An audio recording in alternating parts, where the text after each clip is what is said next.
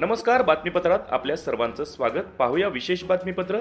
Short सर्किटमुळे करंजी येथील शेतकऱ्याचा 5 एकर ऊस जळून खाक. हिमायतनगर तालुक्यातील मौजे करंजी येथील 2 शेतकऱ्यांच्या शेतातील ऊसाच्या फळाला दिनांक 16 फेब्रुवारी रोजी दुपारी शॉर्ट सर्किट होऊन आग लागली. या आगीमध्ये 5 एकर ऊस जळून खाक झाला. ऊस जळताना शेतकऱ्यांनी आग विझवण्याचा आटोकाट प्रयत्न केला, मात्र त्याचा काहीच फायदा झाला नाही. यामुळे शेतकऱ्यांचे मोठे आर्थिक नुकसान झाले आहे. कारखान्याने ऊस नेण्यास विलंब केल्याने शेतकऱ्याला नुकसानीचा सामना करावा लागत असल्याची या भागातील शेतकरी बोलून दाखवित आहेत. तसेच हिमायतनगर शहर व तालुक्याच्या ग्रामीण भागातील अनेक वीज तारा ह्या जीर्ण झाल्या असून त्या दृष्टीने महावितरणने याकडे दुर्लक्ष केल्याची खंत शेतकरी बोलून दाखवत आहेत.